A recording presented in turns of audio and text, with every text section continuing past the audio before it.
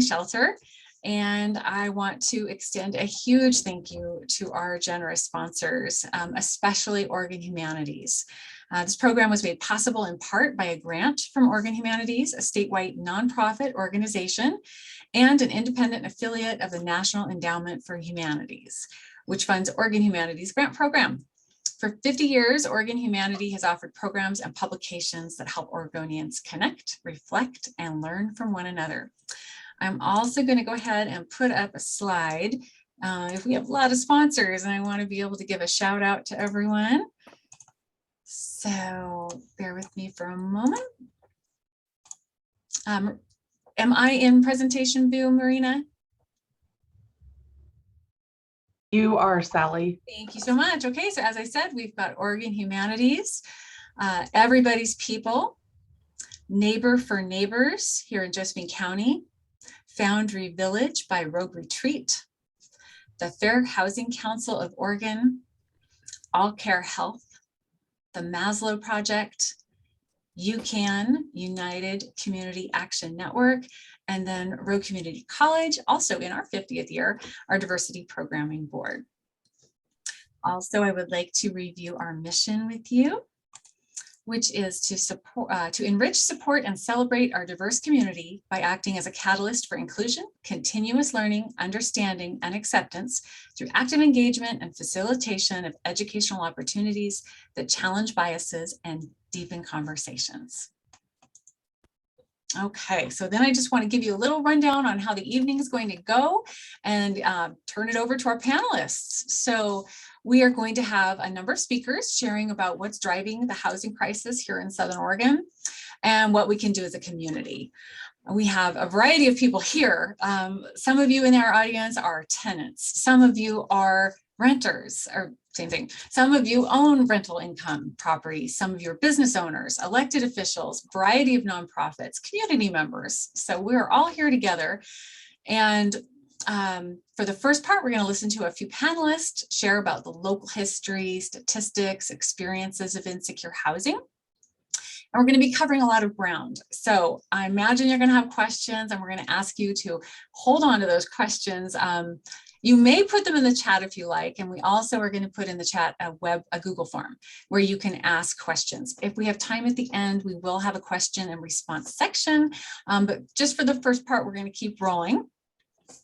And if we're not able to address your question tonight, we will definitely respond after the event. Okay, and then the second half of the event, we're going to have some breakout rooms, and you'll be able to choose between if you're interested in as a renter, as a property owner, community advocacy, or you want to hear some stories about insecure housing from local folks. Okay, so our lineup tonight, we have Dr. Doug Mungen, who will be talking about the history of homelessness. We have Tina Hughes and Charles Naylor of Harmony House and Everybody's People. Hugh Gonzalez sharing some personal stories. Doug Walker, a very active community volunteer, currently focusing on housing issues. He's a retired builder, a rental property owner and manager. We have Seth Kirby from UCAN, who's a resident service manager, and Nicole Sellinger. So without further ado, I am going to take my little microphone here, let's see, and I'm going to pass it to Doug. Dr. Doug Mungen. I'm not sure where he's on your screen, but he's going to take it. And all right, I believe I took the mic. I would like to thank everyone for being here today. My name, once again, is Dr. Douglas Mungen. So my work deals with studying the history of homelessness, homeless communities, and policies. First, I would like to thank Rogue Community College and the Diversity Programming Board for inviting me. So currently my work deals with homeless populations, specifically in California and the Skid Row area, which is the largest homeless community in the United States. But before we begin, I'm going to share my screen. Is it possible to share my screen at all, Sally? Is that a thing that we can do? Perfect.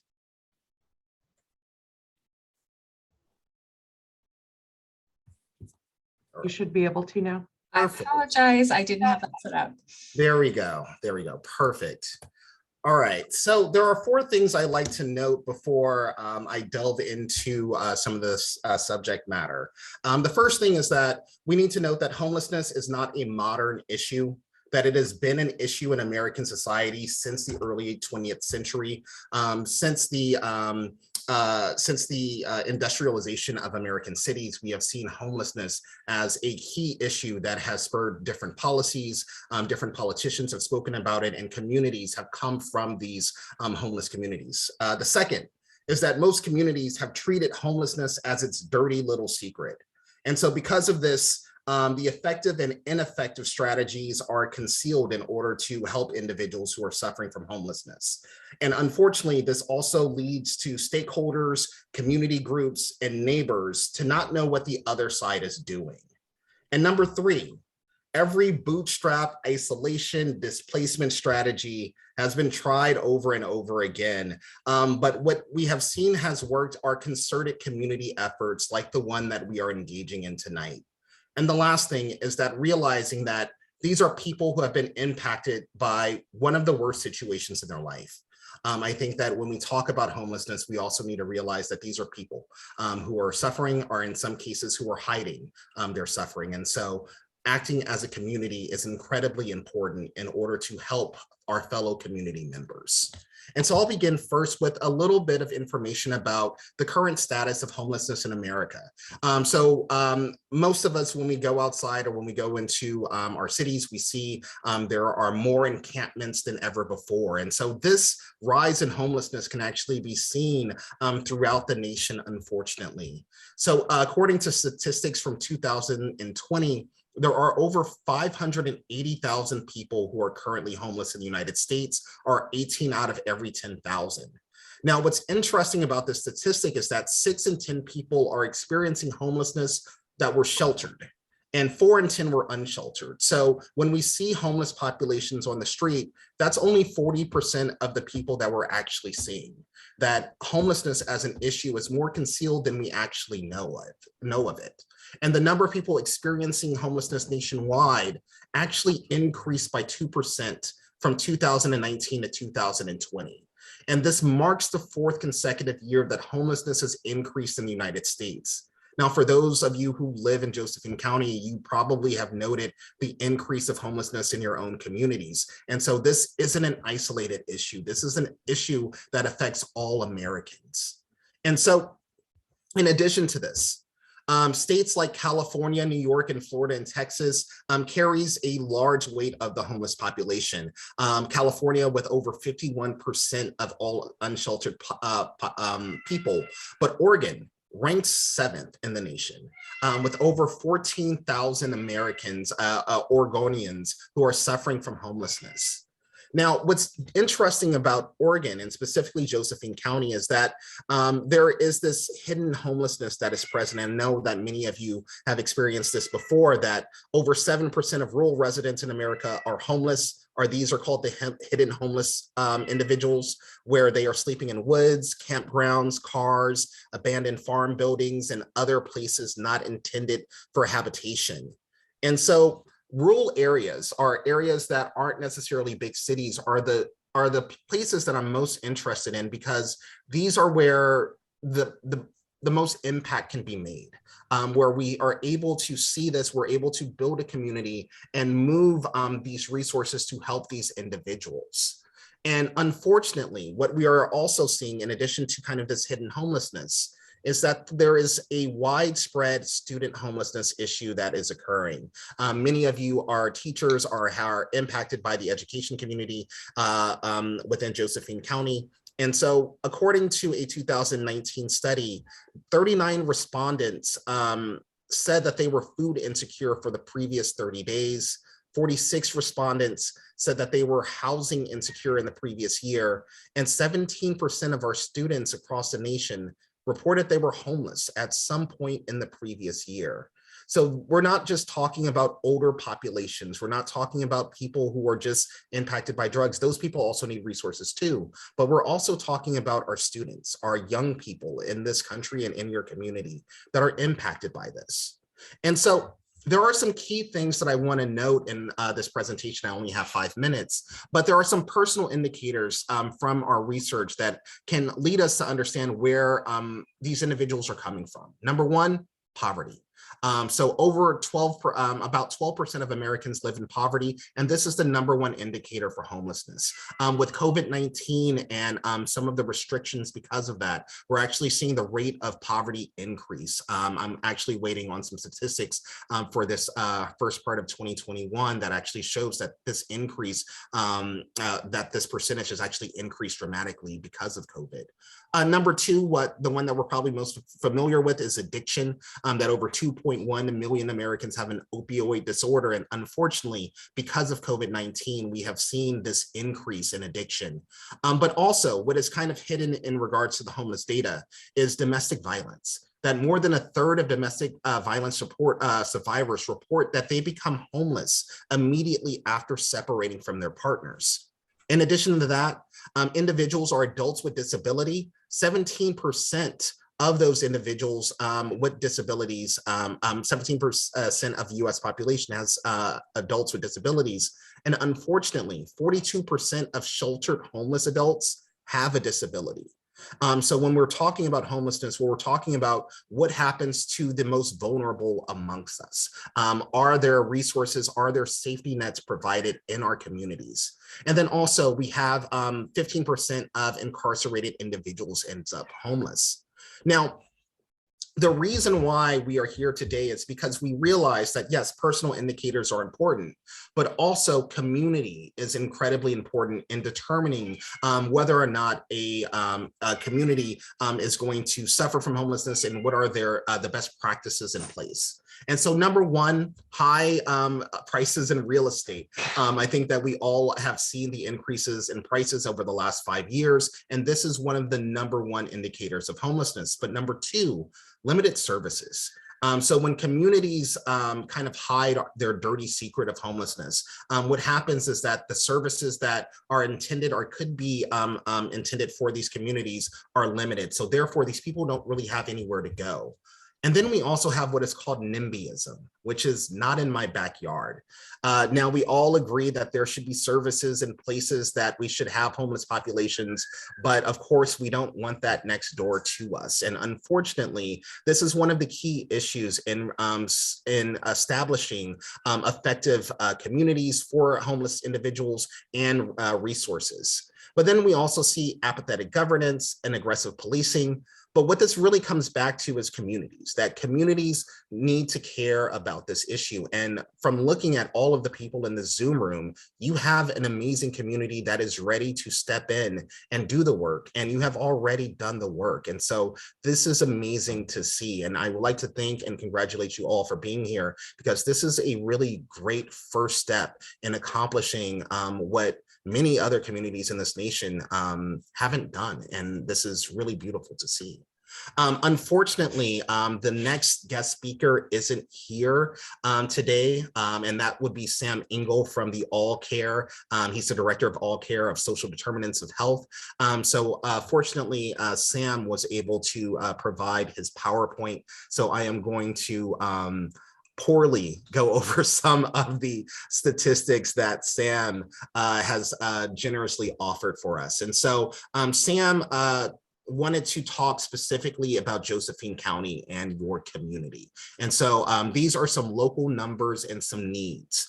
And so the very first graph that we see here is the rates of student homelessness in Oregon, specifically for different counties. Now, we see that Lincoln County is first place with over 16% of their students experiencing homelessness. But Josephine County has over 10% of their students suffering from homelessness per year. And so this was a study from a couple of years ago, from 2017 and 2018. So it looks like that number has actually increased throughout this year. But we're able to see here that student homelessness is a really key feature, or a really key thing that we really need to take note of. Now, in this next slide, we actually see how many households in coastal counties were housing costs burden in 2016. What that means is that a majority of the money that they made went to their housing, and we're able to see that in coastal communities, this was incredibly impacted. So Josephine County, almost all of Southern Oregon, were over 30 to 40% of the households were housing cost burden in 2016. But additionally, we see that the population growth of these counties will actually increase in the next 10 to 15 years. So what that means is that with the increase of housing, with the increase in population, there is going to be a fine line in which there is going to not be enough housing for the people in this county. And so what can we do to make sure that we have enough housing, that we have enough resources for this growing population? I don't mean to scare anyone, but I have a lot of friends in California who are moving to Southern Oregon right now. So that housing crunch is getting real. You have a very beautiful state. You have a very beautiful community that a lot of people want to move into. And so tackling this issue now is really important. And then finally, the last one that I think is really important here is that the housing starts did not keep pace with the household formation during 2010 through 2016. And what that means is the growth of population compared to the growth of available housing. So Josephine County specifically has 0.48 in regards to the housing growth compared to the population growth. And what that means is that there is a housing crunch here compared to other counties in your region, that there needs to be something done to increase this. And it looks like you guys have been doing that with some of the policies and efforts of the last year or so, but this is an issue that needs to be done. And if anyone needs to see this data, I can also post up the PowerPoint links at the end of the presentation today. But we have been able to see that homelessness is an issue. That over 14,000 Oregonians are suffering from homelessness. This is an issue that's impacting veterans, households, young people. All of us really have been impacted by this issue. As a young adult, I suffered from homelessness. My family were incredibly impoverished. We suffered from bouts of homelessness. Many individuals that you will hear tonight have at one point in time have been housing insecure. So this isn't just an issue that is isolated to certain populations. This is something that at some point or another in all of our lives, this is an issue that we need to address and that we need to make sure that we have safety nets for. So luckily, we have an amazing group of people here today that can talk about that, and that we can finally start to talk about some resources and some strategies to get the job done. So right now, I am going to pass it off to the wonderful Tina Hughes and Charles Naylor from Harmony House and Everybody's People. Thank you. Hi. I don't know, I guess, I don't know, we want to start with barriers or What's it like to fall into homelessness and try to get out? I was homeless for 25 years. Don't get me wrong, I have my breaks here and there. It's a vortex. Once you're in, it's almost impossible to get out of. Almost impossible because of lack of focus. What we would normally be concerned about in life before homelessness isn't so much the things that we're concerned about once we become homeless. I like to mention that homelessness, in my opinion, is a disease. And a disease through conditioning and unconditioning. With as we develop the pivotal different stages in our lives, and the things that we learn and the things that we can get conditioned to do, homelessness bleaches away some of those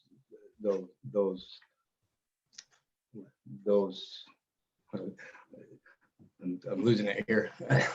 But it bleaches away some of those pivotal stages, like an alarm clock to get us to I'm nervous, to get us to school. Once we're homeless, after we're homeless for a period of time, we need to recondition ourselves to wake up to an alarm clock again. Yeah. It's almost that the things that you learned when you had a home, you kind of almost unlearned because other stuff takes precedence over the alarm clock. Basically, just maybe possibly walking all night to stay warm takes precedence over going to a certain place the next day. It seems to me that it's from the folks that I've hung out with is that it's a moment by moment situation, and at any moment you could be distracted by what's happening the next moment. So somebody could say, yes, I'm going to be there at a certain time, and they mean it when they say it, but for them to get there at that time is against odds. Follow through is a challenge for people. The things that they find important that for them to do on a daily basis, they either want or feel the need to continue to do those tasks or those behaviors Because they work for them. Yeah, it's what they're used to. And what you see What needed they're- in Josephine County. And I think, I'm learning every day, and even this Zoom meeting is reminding me of mental health damages that homeless people incur on a daily basis, and that end up going long term. Like for instance, I have a lot of PTSD that I don't even realize that I deal with on a daily basis, and I'm actually wondering right now if my uncomfortableness maybe even comes from that.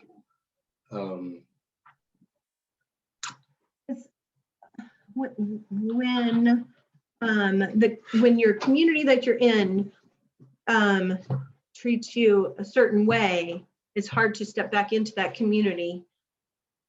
Am I getting that right? Yes. One of the things that I experienced, one of the most difficult things that I experienced, I was walking through an intersection using the crosswalk, and a man that was in his truck trying to make a left-hand turn as I was walking through, with his window down, he told me he goes, just what I wanted to do today was to wait for a person like you.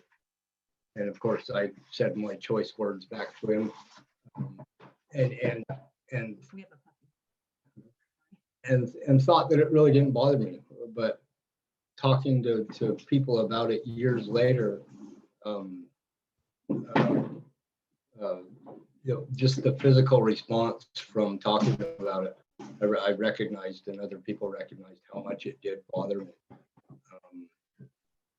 So the effect of continued depression and anxiety and feeling like they will never fit back into society as a responsible, respectful citizen.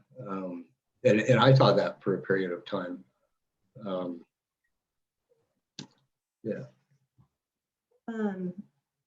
I would just quickly want to say is that the lack of hope that people have keeps them where they're at. Some unconditional acceptance of people helps them to get out of where they're at. Doing a little bit more for them than what they're able to do for themselves is really helpful. And lockers. I think lockers would be great. I would almost want to challenge people to, and I thought about this recently, to put a backpack on and walk around town, and it really wouldn't matter if you look clean or you look dirty. But I bet you'd be experiencing some different responses to being in the public.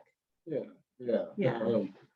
You know, I mean, I got really good at noticing, you know, as what I would do. I quit walking through intersections, and I would walk around the intersection and do a horseshoe type figure pattern to get away from the what I thought was The responses of the people he was walking in front of. Yeah. You know, I thought that I thought they were shaming me by the looks that they gave me. I thought that well, I mean, I felt less than by the way that I felt until I realized that I was actually shaming myself. So there's a lack of humility. There's being willing to admit to themselves and others that essentially they hate themselves for the things that they've done somewhere in life. I believe that I don't know what kind of percentage I could put on it, but I believe that almost everybody out there living in chronic homelessness, essentially that's what they do, is they hate themselves for the things that they've done. All right, is our time up? Well, thank you so much for sharing, and you're very brave, Charles. And I like that I'm hearing you say some of these things that you feel about yourself in the past tense. Yeah. It's really, I'm seeing comments too. It's really a lot of courage. So thank you for sharing that with us. Thank you. And next we have Hugh Gonzalez, who will also share some personal stories. Hugh. Hi, my name is Hugh Gonzalez. Thank you for having me on. Just a little background on myself and my family. We came to Grants Pass, and how we came here was by SUV. And we lived in that SUV in the Denny's parking lot by 76 off of South or 6th Street, and it was a really rough experience. And then we transitioned from the Denny's parking lot into Motel 6, and we have gotten to where I'm at now, which is my beautiful home, my family and I's beautiful home. Excuse me, just for a moment. Yes. If you could either get a little closer to the microphone or just speak up a little bit more, please. Sorry, can you hear me better now? I think that's better. Yes, thank you. Okay. And I just like to thank the people that helped my family and I get here. I like to thank Brandy from Stroms from the Mazel Project. I would like to thank the people at UCAN that help us with our rental assistance. I would like to thank all the other community volunteers and groups that have helped my family and I get to where we're at today. Thank you so much. We're indebted to you, truly, for your diligence, your patience, and your kindness.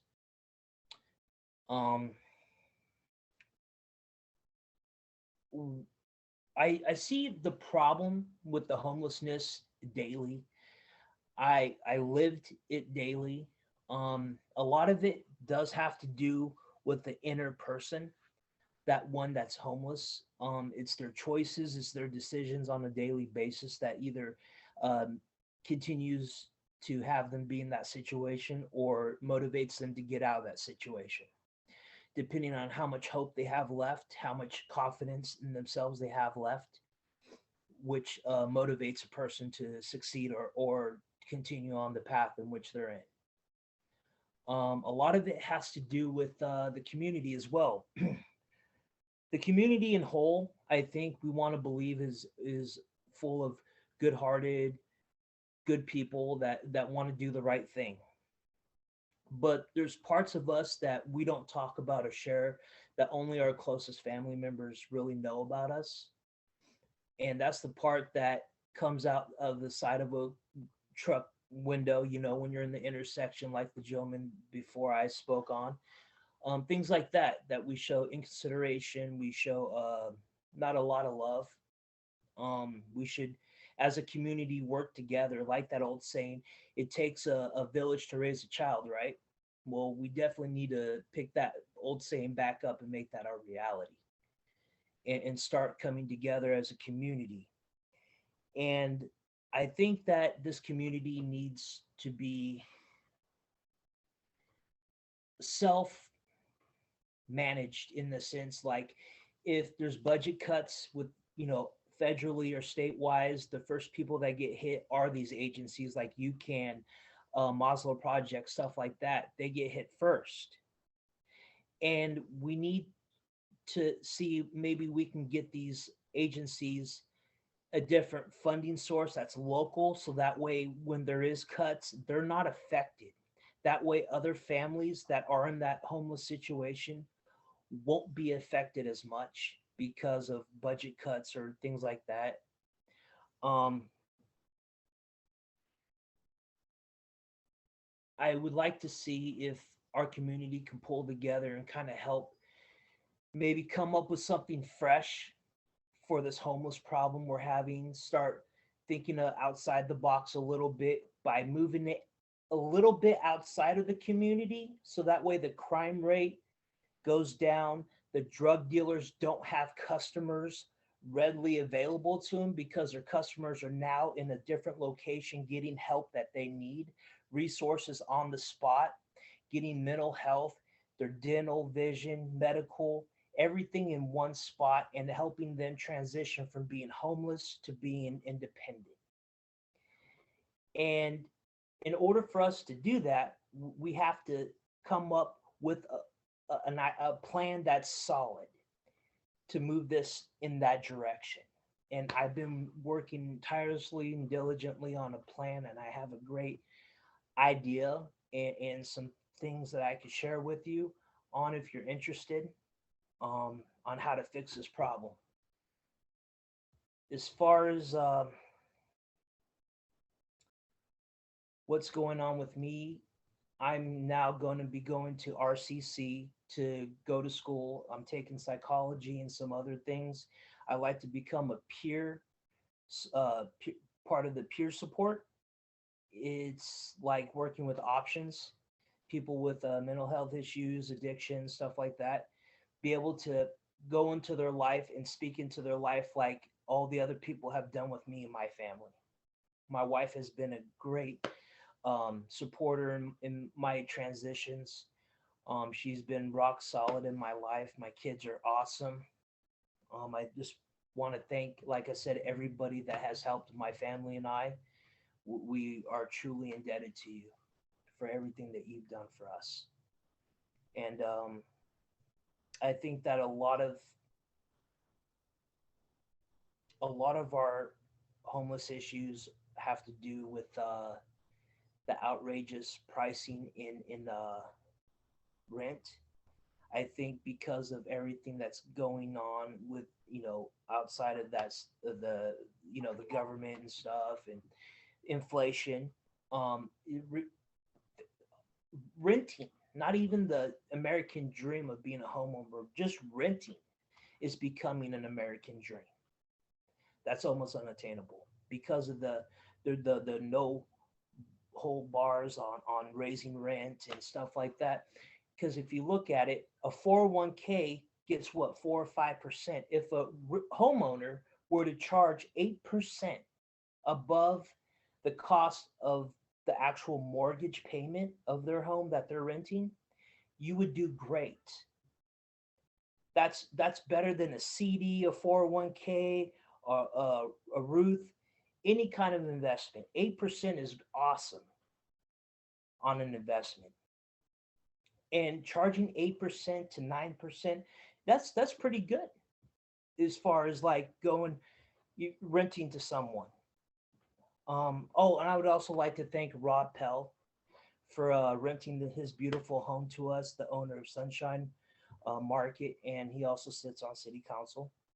But I think if we keep rent reasonable, people that are coming up from being homeless, that took a while to get there, now that they're there, it's going to take a while to get out of it. And by helping them, when they go to ask for services, when you give them services, let's not already put more on their overflowing plate by adding a bunch of classes and cutting their benefits when they're slowly moving up that scale of being independent.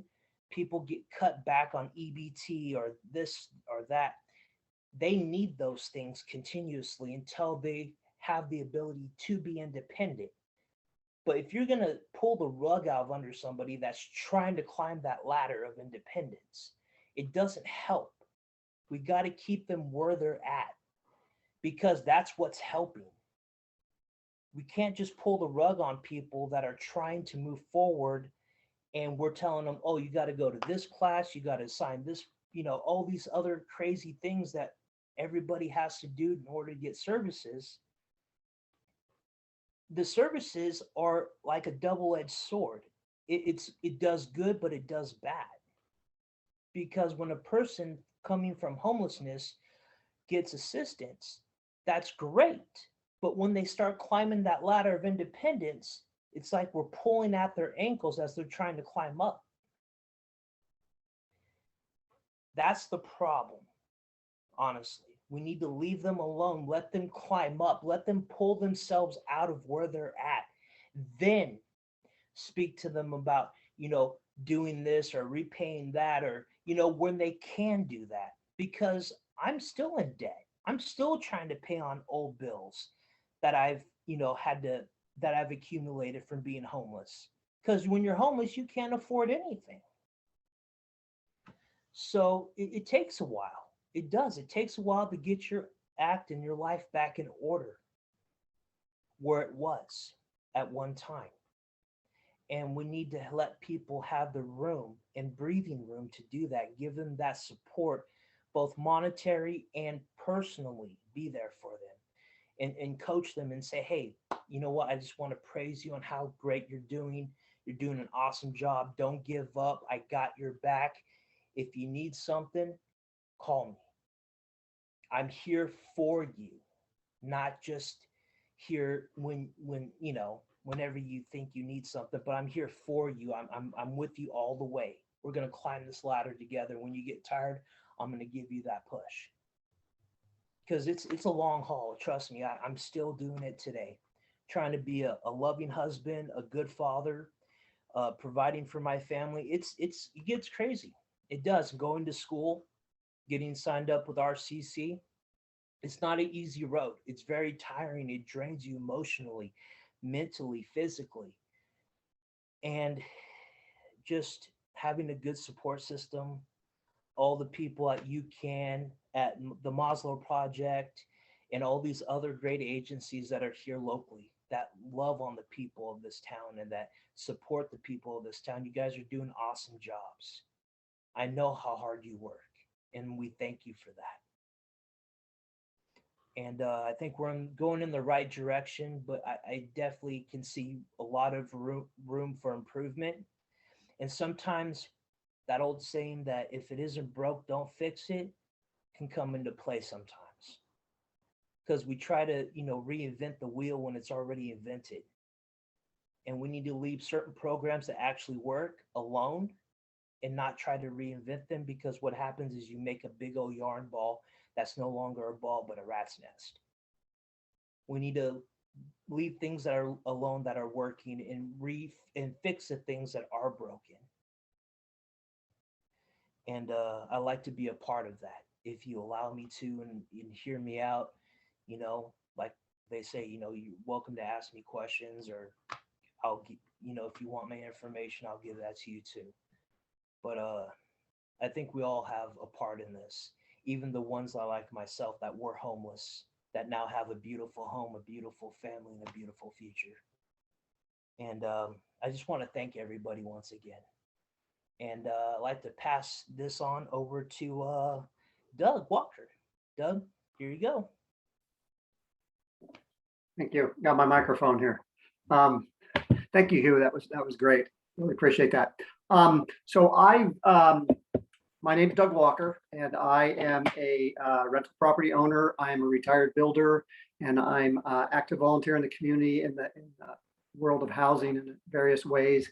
And I wanted to take this few minutes to encourage people that might want to be rental owners, or that might know someone that wants to be rental owners, or maybe you've just thought about it a little bit. I want to be encouraging that realm, because we need as many rentals as we can get in this community. We're about 2,000 units in deficit in Grants Pass, and we continue to fall further behind as more people move here. So I wanted to be encouraging. So I'm going to tell you a little bit about landlord tenant law, just briefly, and with an idea of dispelling some myths with landlord tenant law. And then I want to tell you a little bit about what I think are traits that make for a good property owner, rental property owner and manager. So to dispel the landlord tenant law, the one I hear frequently from people who own rentals is that tenants have all the rights in landlord tenant law, and that's far from the truth. Tenants have some rights, and they should, and landlords have the bulk of the rights, and maybe they should. It's an argument for other people another time, but I'll just get into the landlord tenant law in a brief little bit. So to dispel the myth that property owners have, or that tenants have all the rights when it comes to evictions and things like that, they really don't. When a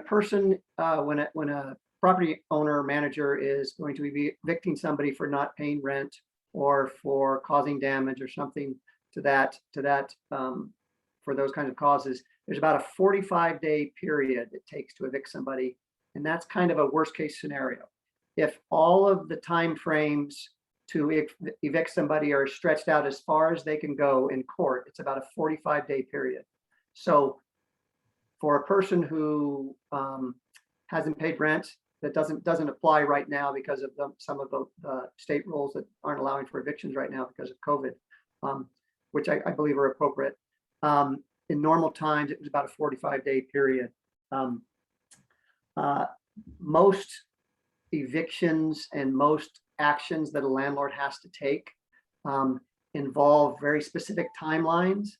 And that's kind of where a lot of landlords get tripped up, and then where I think the myth arises that tenants have most of the rights.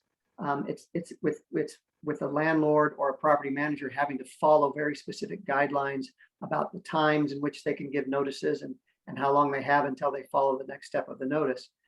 And for myself, and for anybody out there who's considering being a rental property owner and maybe a manager, there are some really fantastic resources for understanding all of those guidelines. And that is Southern Oregon Rental Owners Association.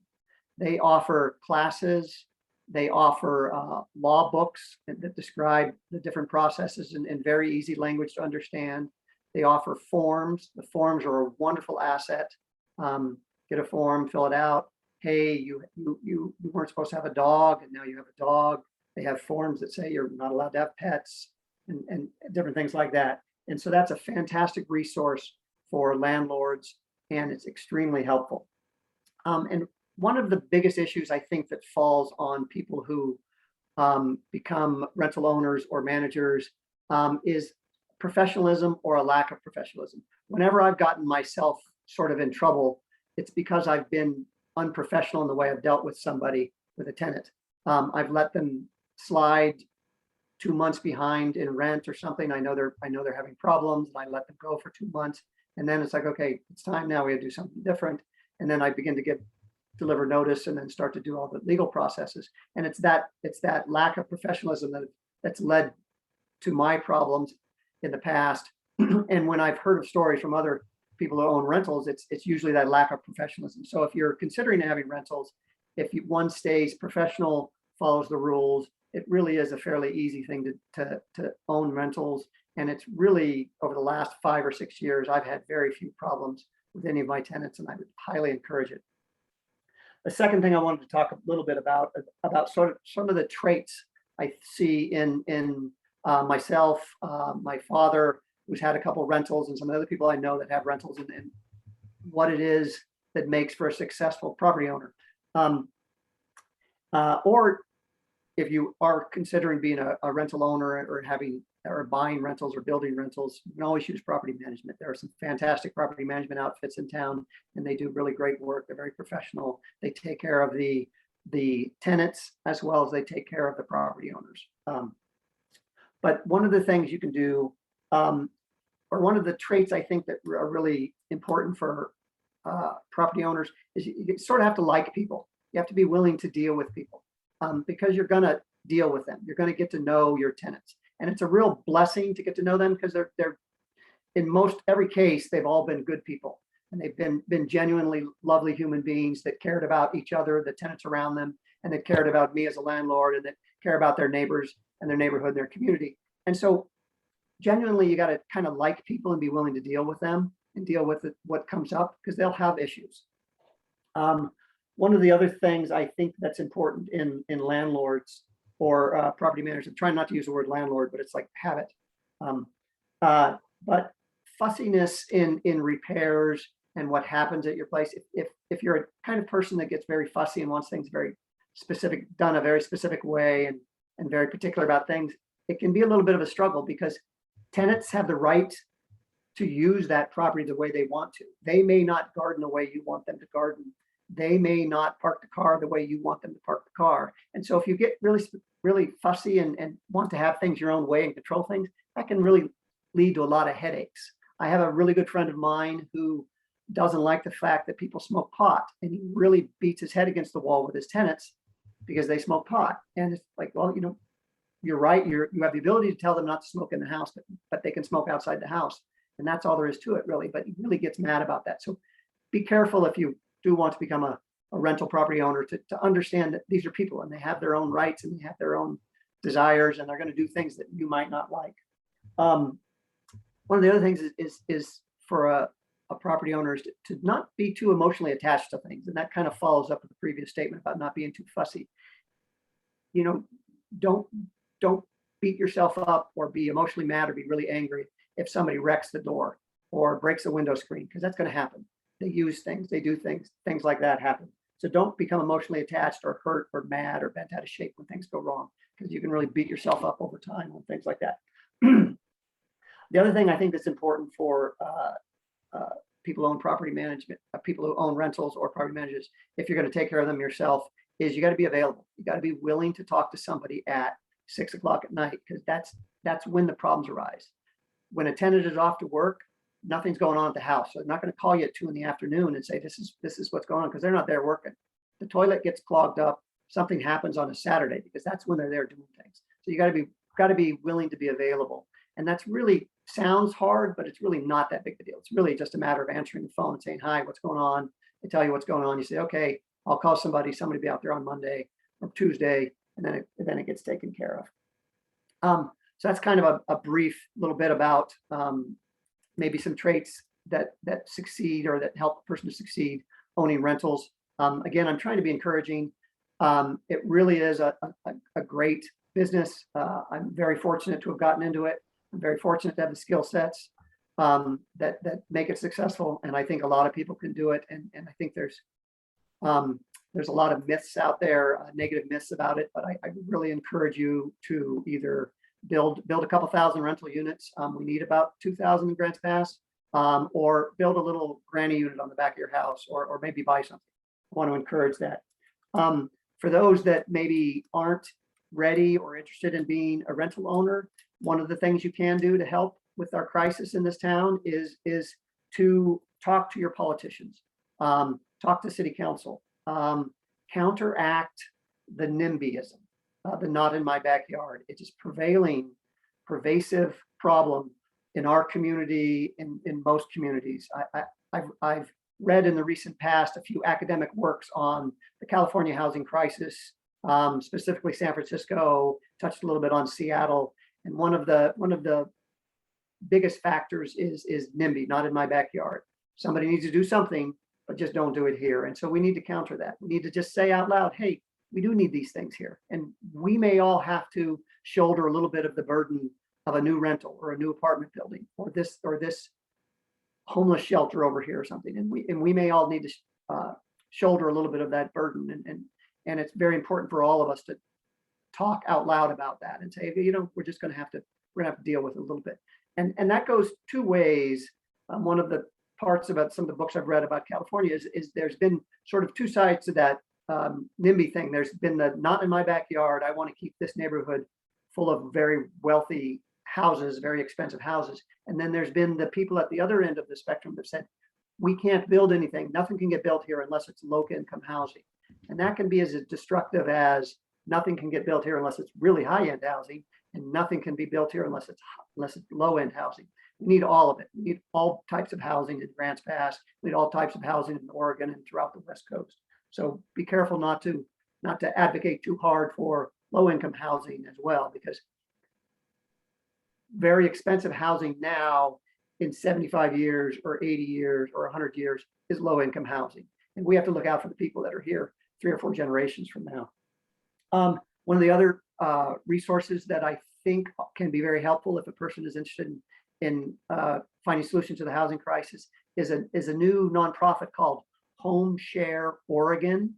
And it is an excellent resource for opening your home, a bedroom in your home, to somebody who just needs a bedroom, sort of like a roommate situation, but they handle things very professionally, and they have resources there and guides and suggestions on how to go about screening people and whatnot. It's an excellent resource. And so that is it. I think I am handing off this mic I have to Seth of UCAN. Seth, take it away. I am here. Thank you for passing it over. Hi, everybody. I am Seth Kirby with UCAN. I'm actually based up here in Douglas County, but as you know, UCAN is kind of regional in this area. So at UCAN, I'm the resident services manager. So I work with all of our tenants up here. We have just under 100 units of affordable housing in Douglas County. And so I work with all of our tenants there, kind of just as a bridge between case management and property management. A lot of them are case managed and do some other programs. Just make sure that they have everything they need to be successful renters. So that's what a resident services manager is. It's great to see all the people here that are working on housing solutions. I'm going to share my screen real quick and kind of move through these to make sure that we have plenty of time for everything. Hopefully, are you seeing my fair housing? Yes. PowerPoints? Yes, great. All right, just making sure, because there's a lot of hosts in here. So I'm just gonna kind of talk a little bit about some fair housing stuff. I'm gonna keep it quick, and if you have any questions, feel free to join me in the breakout room, or you can shoot me an email, give me a call. You can see my information there. So one of my duties up here with UCAN is doing some fair housing trainings and rent well tenant education courses for our community at large. I'm not on the staff at Fair Housing. I'm just kind of a partner down here in Southern Oregon. We've got a couple of folks that work around here. Meg, who's not on this right now. She's out of the office. I'm just kind of the main person around. And then a few other folks that I might mention as we go on. But we keep going. So I got to get my button. There we go. All right. So fair housing. What is fair housing? Well, just like it says, it's the set of federal, state, local civil rights laws that protect individuals based on the membership of a protected class from individual or systemic discrimination in housing transactions. So it's pretty much the laws that are there to make sure that folks have access to housing. That's the proactive elimination of segregation and the promotion of equal opportunity access to housing. There's several layers of fair housing as well. There's kind of the federal rules that everybody in the US of A has to follow. And then Oregon has some other rules as well. And then often some municipalities will have some local fair housing rules that they might have as well. And some of our smaller communities like Douglas County, Roseburg, there's a couple small ones, but not a lot. You'll really get more of it though in the large cities up in the Portland and the counties up there. I can't even remember the counties. I'm so Southern Oregon. Who worries about those northern counties, right? They're all the same. So part of the thing that fair housing does are regional collaborative advisory groups, the CAG we call them. So you can see here the one for Southern Oregon covers this whole area. You know, just kind of the southwest corner here. Meg, who I mentioned earlier, is kind of the point person at the Fair Housing Council. So if you're interested in joining the advisory group here, you can contact me and I'll make sure to get you in touch with her. What they do, as you can see, is fair housing problems and what communities can do to address them, looking at strategies, how to work with businesses, you know, property management companies, volunteers, service organizations, elected official, to kind of, you know, relieve any issues that might do there. And then part of that is with education outreach. So I'm here doing some education for you there. So recently, some of these areas were identified as kind of big priorities. And some are here, the address the discrimination, big one, source of income. A lot of times we see people don't know how to, or a renter will not know how to properly document all of their income for a potential landlord, and making sure that landlords will include all of the income, including any rental assistance, rental vouchers they're receiving. So that's an area of discrimination. Disability is a big one as well. Race, national origin, those are often underreported because folks might not have the means or the knowledge to know where to go if they're not working with a group. Familial status, you know, single individuals with kids, you know, sometimes have a lot of difficulty finding rentals, and then criminal background in there. Some of the other folks before me have talked about, you know, some of the issues they run into as well. And a big thing is just, you know, kind of that Doug just alluded to, is balancing the needs and rights. You know, the needs for housing in the area, the rights that people have, the needs of a landlord and what they're going to want to rent their space out, you know, and like they've talked about, it's finding that balance. You know, the NIMBYism is over here, but then people want everything over here. It's finding a balance, and it's really coming together, you know, collaborating with one another to find solutions. It's a big thing in there. I'm going to keep on going. Button there. So a couple of issues that have popped up recently too are landlords not using consistent standards. That's when they do the screening process. So they might not have consistent screening applied to everybody. And that's a big thing with fair housing, because all property management companies need to have some form of consistent screening, because that helps folks that are renting, because then they know what they're looking for, and they can look at the screening criteria and just know, oh, I can see that, you know, my criminal history is going to be an issue here. Let me work to get that cleaned up. Maybe take a tenant education course and I can learn how to discuss my barriers, things like that. Most places now go chronologically, which is where they'll have a wait list. And then if you get to the top of the list, you will then go through the screening process. Some folks don't do that. They'll just kind of get a bunch of them and choose the ones they want to, and not have a consistent screening material. You can do batch screening, but you need to have that consistent screening. Sometimes shelters, transitional housing providers might be unaware or in violation of fair housing responsibility. You know, that's something that just pops up. It's popped up recently with kind of some of the fires when you have a lot of individuals that are displaced at one time who might not be in that situation. So just making sure that any fair housing needs are met. Ongoing concerns that are out there is that often if there's somebody that is part of a protected class, that's kind of the pre-existing issue there, would be a part of the protected class, familial status, source of income, is that they might not know the tools or how to address it with a property management company, or if they're denied and have an issue where to go. And so those issues can be exacerbated because if someone, you know, might not have a large income, they might not know where to go for that. It's going to be different resources. And one thing that's been popping up too is recently with the fires is that, and you know, just the housing crisis, is that there's a lot of new housing providers and new renters out there. So by new housing providers, might be some folks that had, you know, an extra house in town and one in the hills or vice versa. And so now they're going to look to rent one out because they think, oh, this is great. We can make a little extra money here and rent it out.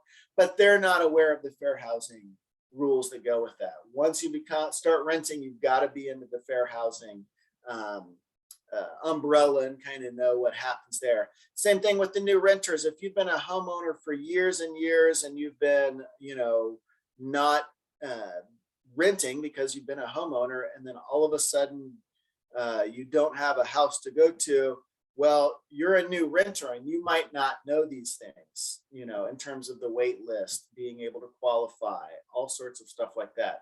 So those types of issues can really come to the forefront when you have a lot of folks coming up looking for housing at one time.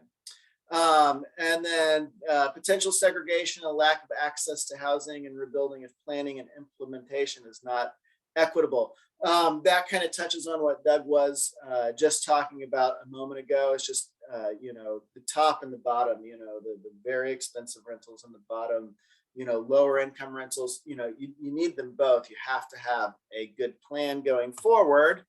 And brings me to my maybe last slide here. I'll find out when I hit the button.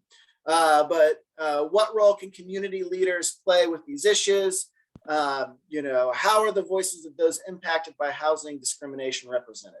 You know, and that's what's real nice here is that we have had several folks who have, you know, been in the trenches, have experienced discrimination, you know, housing discrimination in some ways, and just being low income out there, is that they're out here and they can share kind of what is good. You know, Hugh had some great stuff with that. Where can resource and processes shift to address power differentials? So, you know, if you're setting up criteria or a committee, you know, to focus on developing, well, how can you make sure that everybody in the community is included? You know, not just the folks that are not in my backyard, because, you know, kind of the squeaky wheel gets the grease and they're going to be the loudest. So you have to have that balance. You know, if you're awarding grants or money or housing, you know, can you require trainings or screening criteria be reviewed, or, you know, make fair housing training be part of that, you know, so everybody, I think they needed. So that those that are awarded the money are aware of the responsibilities that come with the fair housing kind of element of housing, and then advancing equity through education and clear communication around discriminatory comments. So just making sure that folks are aware and of the education. Sorry, I lost my track for a second there. And their communication. So just making sure that folks are aware of the fair housing laws and everybody is on the same page. And that's pretty much it. And that is the last one there. So I'm wrapping it up here. I'm gonna pass it on to Nicole. If anybody has any questions about fair housing, feel free to reach out to me or join me in the breakout group in a moment. On to Nicole. Thanks, Seth. All right, I'll be the last speaker on the panel, and then we'll take a short break and get on to breakout groups. Thank you for being here tonight, everyone. My name is Nicole Sellinger, and I grew up in Josephine County. I was securely housed until my mid-30s when I became disabled and could no longer access the second floor apartment where I was living. Over the course of the following 6 years, I moved over 40 times, looking for affordable, sustainable, accessible, long-term housing. At the time, I was working at a university.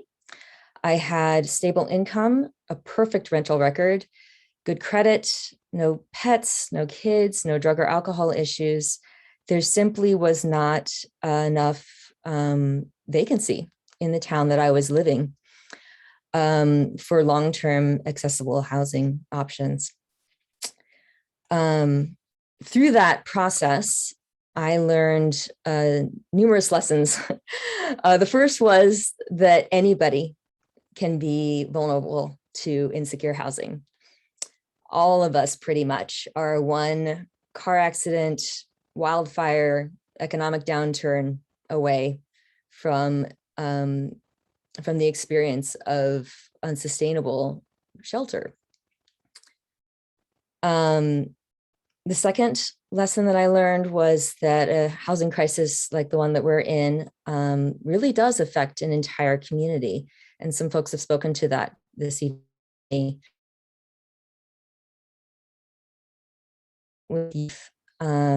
Whose basic needs are not being met. It affects business owners who are trying to recruit from out of the area. I've heard several large businesses who are not able to fill positions because the people they were recruiting from out of town couldn't find a place to live. It affects business owners who are trying to retain their staff, community members who live here but can't afford to stay here. It affects our small business owners who rely on disposable income in a rent-burdened community such as ours. It affects an entire generation of people who are living off of Social Security, veterans, anyone with disabilities who are on a fixed income that doesn't keep pace with the cost of living increases. And definitely, as we know, it affects people who work in social services, in healthcare, in our civil and municipal services, who really are dealing with a lot of the fallout of people not having secure, healthy, adequate shelter. And as much as we know that this affects all of us, the third huge lesson that I learned over the course of that 6 years was that pretty much anyone in our community, there's something large or small that they can do about it. For me, one of the big differences, the reason that I never actually experienced being unhoused, I was never homeless in the streets, was because I had a really strong social safety network of community. Friends, family, coworkers, bosses, people in faith communities who networked on my behalf, people who owned Airbnbs and were willing to do longer term stays for a discounted rate, people who opened up spaces for me to stay in, even though they weren't on the market technically, and made accommodations. Friends who looked into building ADUs on their property so I could someday live there. Friends with carpentry skills who helped me assess the feasibility of building ramps onto spaces. Friends who helped me move all 40 times. Because many of those times I couldn't even lift a box by myself. So I really believe in the power of community because I've seen it. I've seen it work miracles for me. And I believe that our community has the potential to work together and really face the crisis that we're in and the challenges that it entails. So if you've been inspired tonight thus far, I want to invite you to stay for another section, another few minutes, where we're going to get into breakout groups and really try to look at what it is that we all can do individually and collectively together. Thank you for being here. right. Thank you so much, Nicole, for sharing, and everybody for sharing your personal stories. Originally, we were going to be coming back from our breakout rooms. I told you we had a lot of ground to cover tonight. This is a big, big topic. So what we're going to do is go into our breakout rooms. There's going to be ones that you can choose from. I'm going to pop them into the chat actually, so you can see what they are. It didn't work. Sorry. So they're facilitated breakout rooms. We do not need a prompt. And you can stay here in the main room for more stories. And then here we go. In room 1, we're going to have tenancy renting. So if you're interested in that, you can choose room 1. Room 2 will be if you're interested in property ownership, and room 3, community advocacy, policy, and volunteering. I do encourage you to stand up, take a stretch break, whatever you need to do, but please stay with us. We're going to go ahead and keep these going just until the very end. I will announce right now that next Monday night, same time, same place, we are going to do a full event specifically on advocacy, community advocacy with fair housing. So we hope you can join us then. So I'm going to go ahead and open up the breakout rooms. And again, stay here if you would like to hear more personal stories, or you can choose one of the rooms.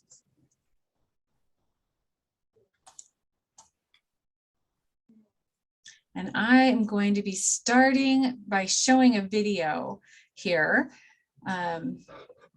That was brought, I haven't even watched it myself, but it was brought to here. So let's see, I'm going to go ahead and pop it up. And will somebody unmute themselves and let me know if they can see a screen that says Neighbors for Neighbors of Josephine County? Yes. Is anything in the way? Does it look like it's ready to go? It's ready. Okay. And then put in the chat if you're having a hard time hearing it, and I'll start over. Thanks. Here we go.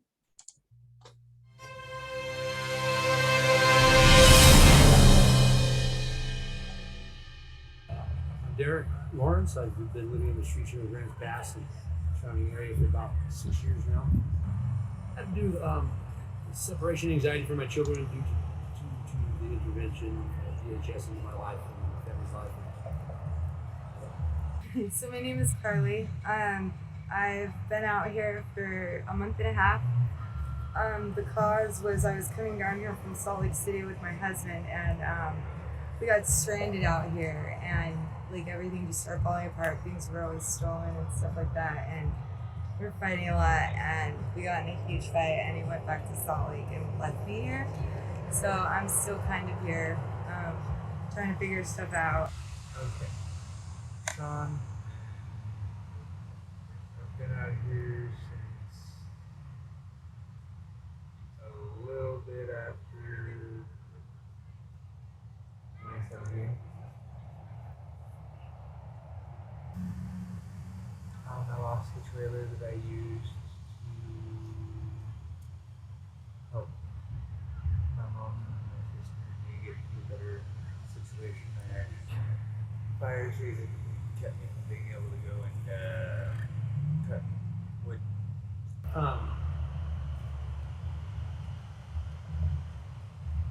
Just that a lot of us just don't know what's, never experienced it, I guess, basically. Maybe some people don't know what's really going on, so they just need to be show some patience and just be kind and know that we're humans, and we're just trying to get on with life, and we're not trying to hurt anybody or anything like that. We just don't know what to do or where to go. Life is just throwing curveball for some of us, and it's really hard to get back on track when it seems like everybody's against you wherever you go. Not all people are like walking around town like taking advantage of people and like stealing and pillaging and doing things like that. There are a few of us that are like can't really help it. Like, and I get why people like hate them, because I was the same way until I was in this situation. And just normal people trying to survive. Lots of these people have jobs. Lots of them go to work every day and they just can't afford the bills or something like that. So it's just, some of us are normal, like, I wish that some people would understand that there are people out here with mental disabilities and people, some of us have issues, and it's possible.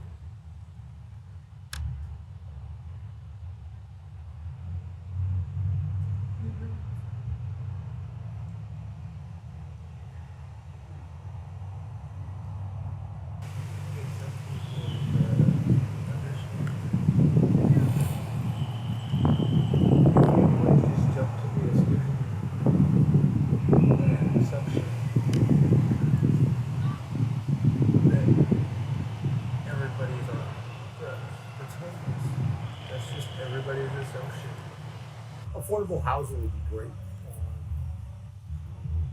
Because you need an address to be able to, just to do anything. You have to have an address. You have a shower. Just affordable housing is maybe a place to go. Showers would be nice if that's public showers that we can go do every once in a while. And just a place where people can go shower for free.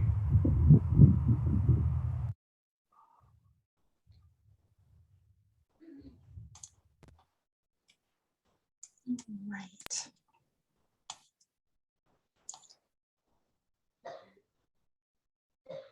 A place to shower for free. That's sad to hear that. It Mhm. really is.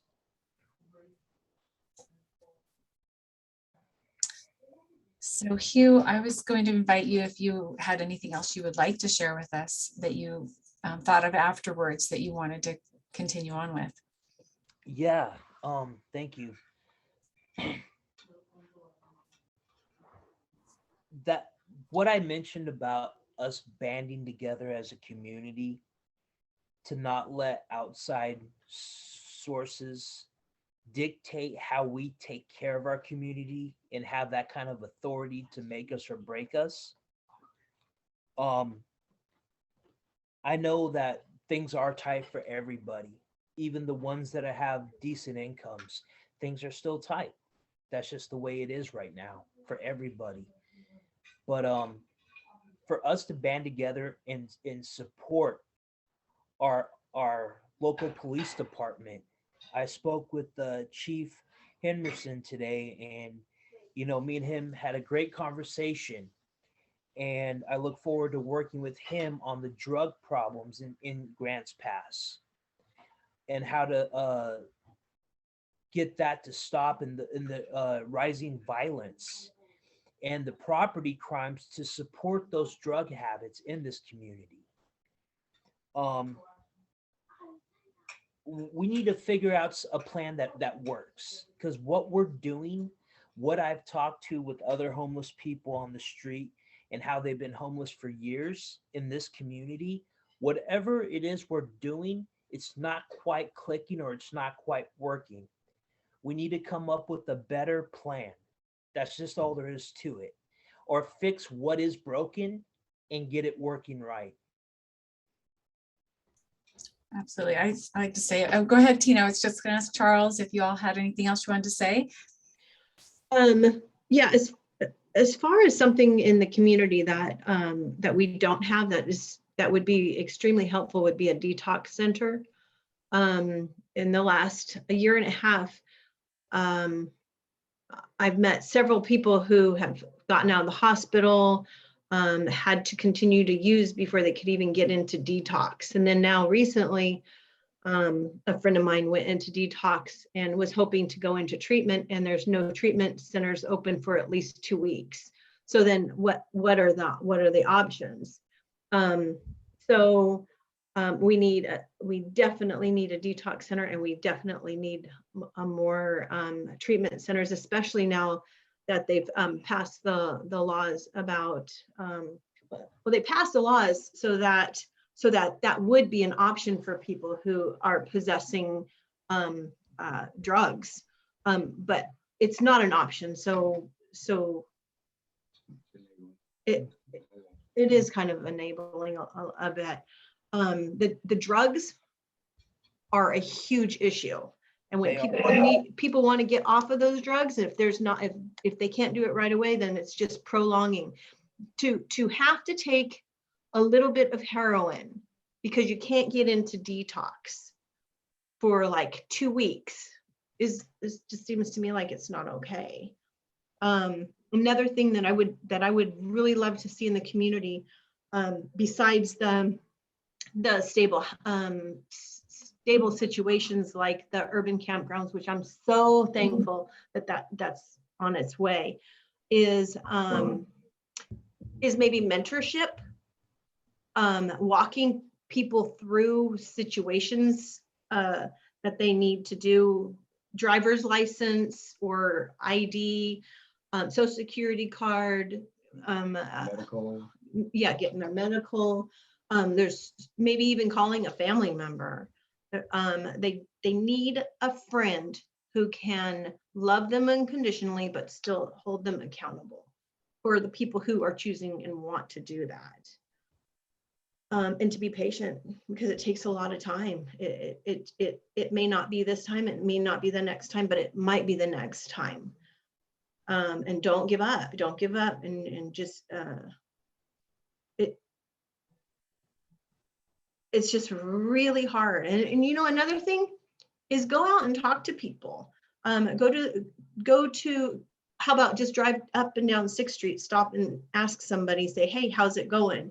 You know, how did this happen? And they'll tell you their story, and they're not going to lie about it. They are mostly very happy to open up and tell their story, and you will be surprised at some of those stories. Really surprised. They've experienced things that we couldn't even imagine experiencing ourselves. Certainly, we're going to have people pop up. What'd you say? I was gonna say, we're about to have people popping back in with us because we're coming up on the 7 o'clock. Did anybody else have anything they'd like to share before that? You? No. There are showers coming. Good Thank news. you. Yes, back up there at Dorcas, Dorcas building. It should be probably no more than a month. I'd just like to really thank Tina. My son was on the streets of Grants Pass for about 5 years, Caleb, and he's met Tina before. Oh, I love Caleb. Yeah, and I just, from the bottom of my heart, thanks for everything you've done for all the folks on the street. Yeah, to my people.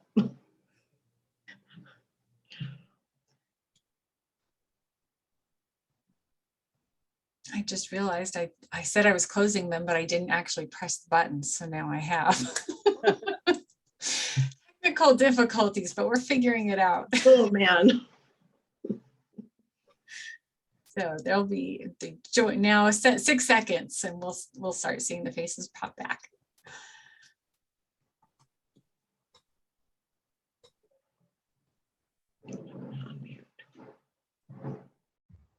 All right. Welcome back. We have made it to 7 p.m., which clearly wasn't enough time. There's so much to talk about, and I will still be staying on after this, and a few of us will be able to. So if you want to stay back a little bit, we'll see if we can answer a couple questions, or at least respond. I've learned there's no answers, but you don't always know the answer. That's what I was trying to say. Can I just jump in for 1 quick second, Sally? Because we had a lot of city council members in our little group, and Valerie was speaking and she got cut off. Valerie, I wanted to say that I heard you. I read that article in the newspaper. I'm so thankful that y'all are here with us tonight. I hope that you can be with us next Monday night to continue this conversation. I think it's incredibly important. And we want to make something happen. We want to continue these conversations. We can't all be in 40 places at once. And we're here. Yes. Let's try to do Kudos to this. the council putting their political necks on the line for the right thing. Kudos. Thank you. Thank you for being here. Thank you. And just as a reminder, something we can always do every single day is be kind. Remember humanity, smile at people, look at them in the eyes, just ask them how they're doing. We can always do that. So thank you for joining us. I hope you all have a pleasant evening. Be safe. Thank you, everyone. Thank you, Sally. Thank you. Paul. Thank you, Sally. Thank you. Thank you.